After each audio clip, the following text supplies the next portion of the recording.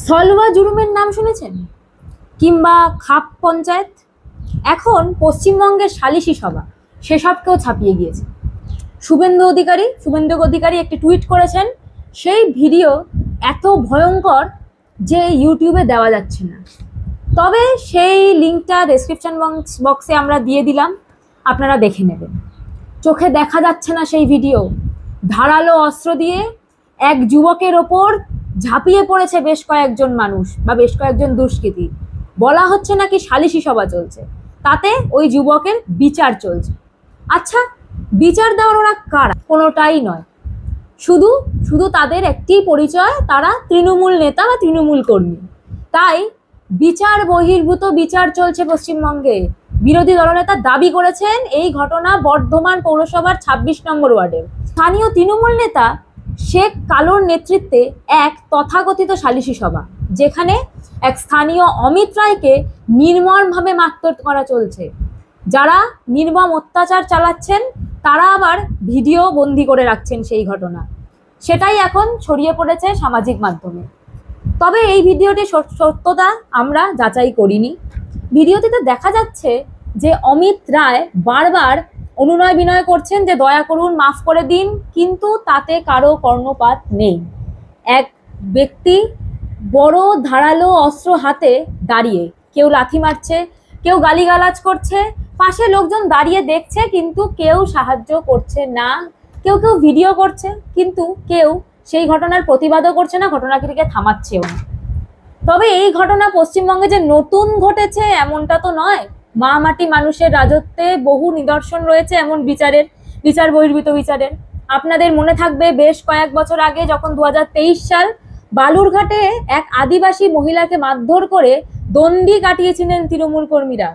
এমনকি উত্তর দিনাজপুরের চোপড়া এলাকায় ব্যভিচারের অভিযোগ তুলে এক মহিলাকে প্রকাশ্যে নির্মমভাবে পেটানো হয়।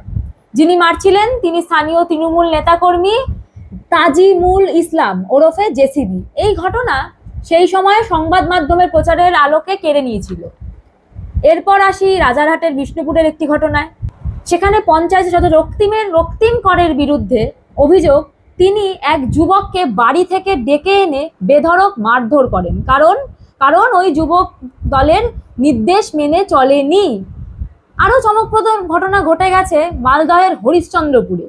রাজ্যের মন্ত্রী তাজমুল হোসেনের ঘনিষ্ঠ নেতা জিয়াউল হক এক সালিশি সভায় পুলিশের সামনেই হাত তুলেছেন পুলিশ কর্মীর ওপর। অর্থাৎ এখন পশ্চিমবঙ্গে পুলিশও নিরাপদ নয়। এই ঘটনাগুলি একসঙ্গে আমাদের চোখে আঙ্গুল দিয়ে দেখিয়ে দিচ্ছে পশ্চিমবঙ্গে কিভাবে আইনের শাসন ক্রমেই হারিয়ে যাচ্ছে আর তার জায়গা নিচ্ছে দলের শাসন। কারণ অতীতে দেখা গেছে যতই প্রতিবাদ উঠুক, যতই ভিডিও ভাইরাল হোক, দুদিন পর সবকিছু আবার আগের মতো হয়ে যায়।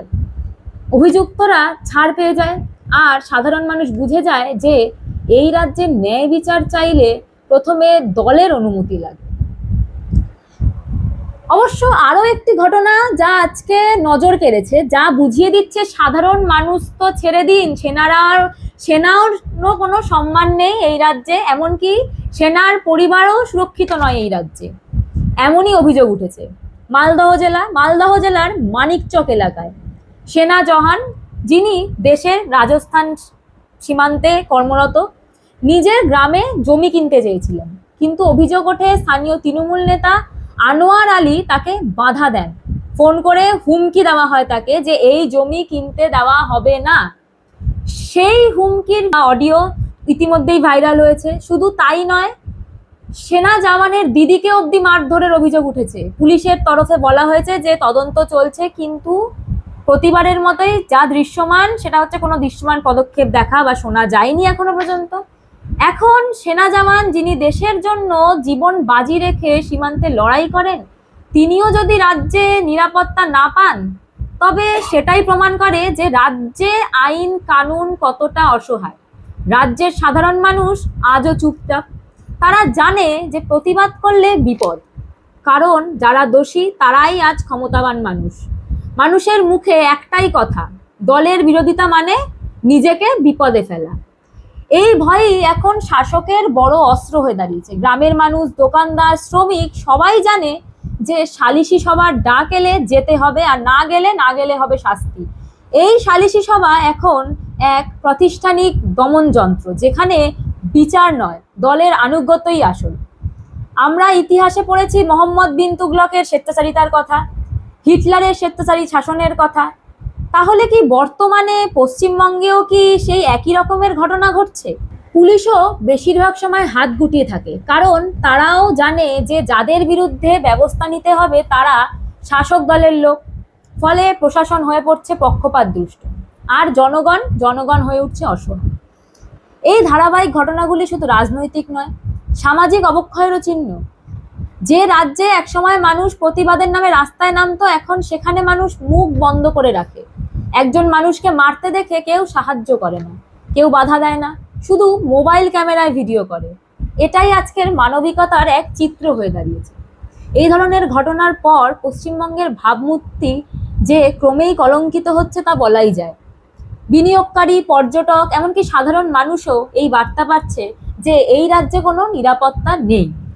রাজনীতি, দল, ক্ষমতা সব মিলিয়ে এক ভয়ঙ্কর নীরব সংস্কৃতি তৈরি হয়েছে।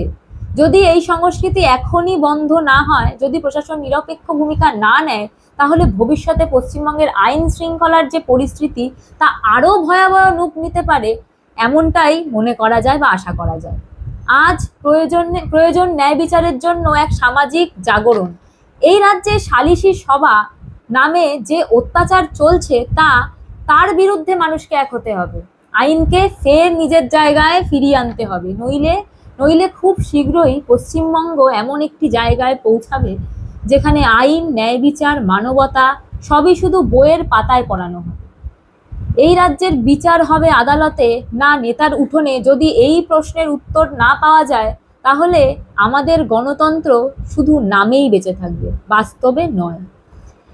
এখন দেখার বিষয় হচ্ছে এই প্রতিবাদের বা এর বিরুদ্ধে হুলিগানিজম বা নচিবাবু কি কোনো গান বানাবেন, বা তাদের থেকে কি কোনো গান আসবে? আর যদি না আসে, তাহলে আমরা ধরে নেব যে তারাও ভয় পেয়েছে। আজ এই পর্যন্তই। আপনাদের সাথে আমি এসনা, আপনারা দেখছিলেন পলিটিক্যাল ডোজ।